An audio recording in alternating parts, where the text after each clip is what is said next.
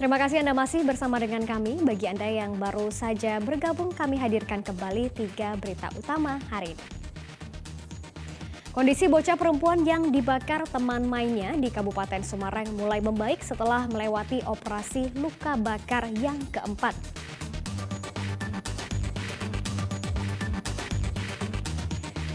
Resahkan warga di Cilacap, 2 ekor ular kobra berukuran besar ditangkap menggunakan jasa pawang.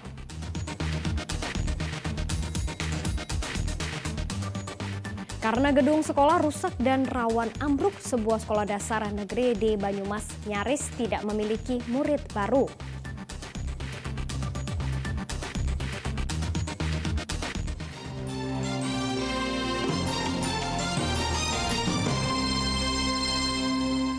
Para siswa di sebuah sekolah di SD negeri di daerah Setro Kalangan Kudus terpaksa belajar di bawah ancaman atap plafon sekolah yang rusak. Pihak sekolah telah mengajukan perbaikan sejak 5 tahun lalu, namun Dinas Pendidikan Kabupaten Kudus tak kunjung memperbaikinya.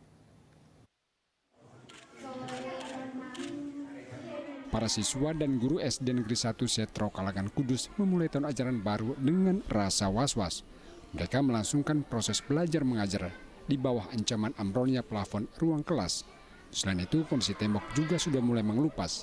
Sedikitnya ada 4 ruang kelas yang kondisinya sama. Kerusakan pada plafon dan tembok sebenarnya sudah berlangsung selama 5 tahun sejak 2018 lalu.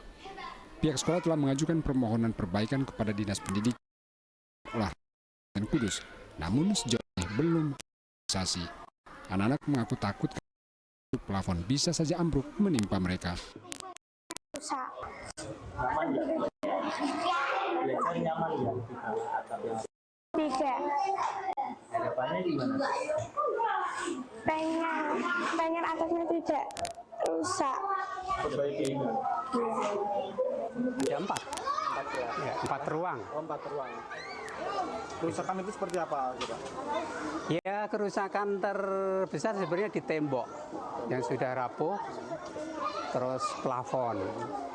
Kalau dilihat di sini kan, ini temboknya seperti ini kan memang perlu direnovasi.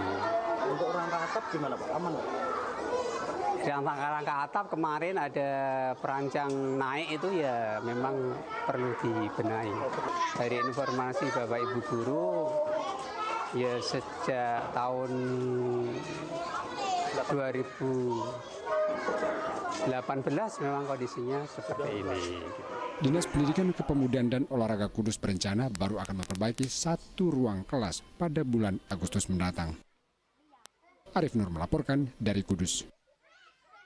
Sementara di Banyumas, sebuah sekolah dasar kekurangan siswa baru karena buruknya fasilitas sekolah. Gedung sekolah dalam kondisi rusak karena termakan usia membuat para orang tua takut memasukkan anak ke sekolah tersebut. Kondisi gedung sekolah yang jauh dari layak tidak menyurutkan siswa SD Negeri Panulisan Barat 1 Cilacap untuk belajar. Mereka tetap antusias mengikuti pelajaran meski lantai, tembok, dinding, dan plafon mulai rusak termakan usia.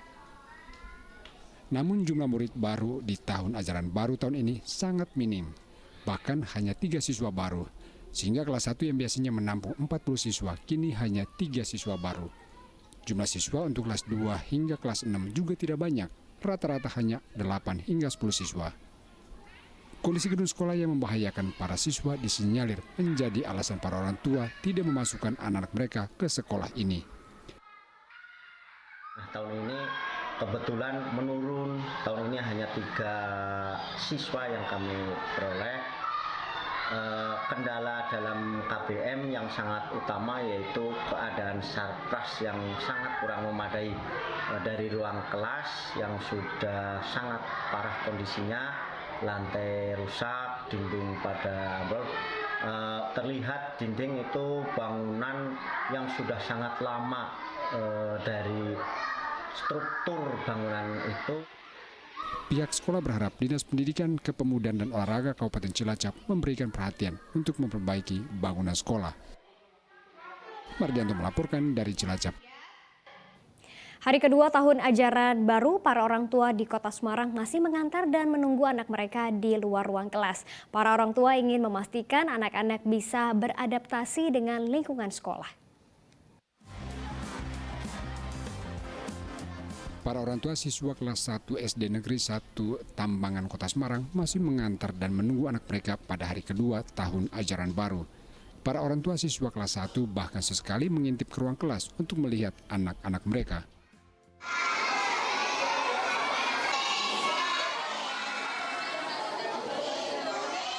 Para orang tua mengaku ingin melihat dari dekat perkembangan adaptasi anak dengan lingkungan dan teman yang baru.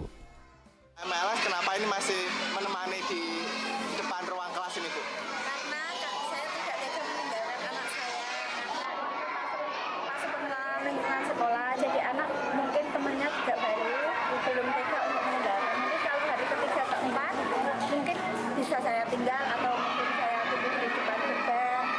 Anak sudah mandiri sendiri.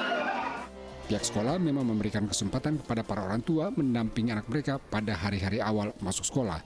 Namun pada hari ketiga nantinya para orang tua hanya boleh menunggu di gerbang agar anak-anak bisa mulai mandiri. Sementara pada hari-hari awal pelajaran diisi dengan berbagai permainan dan atraksi agar anak-anak bisa menikmati lingkungan yang baru. Kelas 1 baru memang kami izinkan untuk orang tua wali murid mengikuti mengantar anaknya di dalam kelas sampai hari ketiga. Nanti setelah hari keempat dan sampai 2 minggu kemudian, kalau ada Bapak Ibu wali murid mengantar, bisa diantar, tapi saya persilakan untuk di luar pintu gerbang. Selama ini memang masih kami persilakan untuk mengantar karena permulaan dari PAUD untuk ke SD biar mereka bisa beradaptasi dulu. Oke? Kami masih menampilkan pewayangan ini dalam rangka menyambut siswa baru pelaksanaan MPLS di SD kami.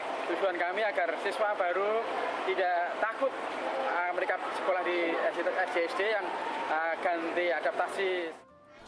Pada tahun ajaran baru, sekolah ini menerima 56 siswa baru sehingga mereka dibagi dalam 2 kelas. Ali Mustafirin melaporkan dari Kota Semarang. Masih tentang suasana masa pengenalan sekolah di SD Negeri Ngalian 1 Semarang. Murid baru disambut dengan marching band siswa dan orang tua pengantar siswa juga ikut dalam upacara bendera. Sementara di Brebes, orang tua datang ke sekolah saat waktu subuh untuk berebut bangku terdepan di kelas. Kedatangan siswa baru di SD Negeri 1 Ngalian 1 Semarang disambut marching band dari siswa. Para siswa baru terutama kelas 1 yang baru masuk jenjang SD masih diantar para orang tua. Untuk itu, para wali murid juga diwajibkan mengikuti upacara bendera di barisan belakang siswa. Para orang tua ikut berpanas-panas di bawah terik matahari bersama para siswa mengikuti upacara bendera. Dan kami dengan penuh kerendahan hati menyerahkan ini sepenuhnya ke SD Negeri Ngalian dengan harapan anak kami mendapatkan pendidikan yang baik dan yang sesuai dengan kemampuannya dan untuk mengembangkan dirinya nanti. Hari pertama ini juga nanti akan dilanjutkan di hari kedua, mengingat anak-anak kami belum saling mengenal antara satu dengan yang lain, sehingga kami masih perlu mendampingi sampai dengan kelas. Setelah nanti sudah saling mengenal antara satu dengan yang lain, ya di hari ketiganya kita sudah mulai melepas anak-anak kita di SD Negeri Ngalian ini. Selanjutnya, para orang tua murid mengantar anak-anaknya ke ruang kelas dengan penuh semangat berebut bangku terdepan. Kemudian para orang tua sabar harus menunggu di depan kelas hingga anaknya selesai belajar. Untuk masa pengenalan sekolah, orang tua memang diperbolehkan mendampingi anak mereka.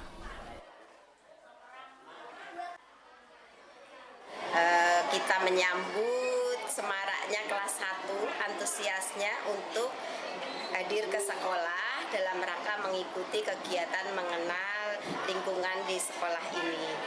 Ya, karena orang tua untuk pagi hari ini diikut sertakan supaya bisa memberikan motivasi kepada anak-anaknya tidak takut karena hari pertama. Antusias murid dan orang tua di hari-hari awal sekolah juga terlihat di SD Negeri 1 Pasar Batang.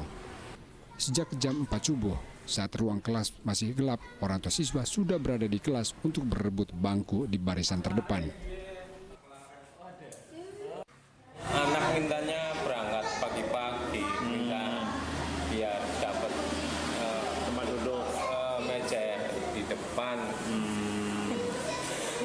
Kayak gitu ya Pak ya. Setiap tahun apakah gimana Pak kayak gitu Pak? Milih-milih tempat duduk? Iya, tiap ajaran baru. Ajaran baru. Kalau anaknya minta mau di depan, mejanya di depan kan berangkat pagi-pagi. Ya, apa kata anak lah. Oh gitu ya.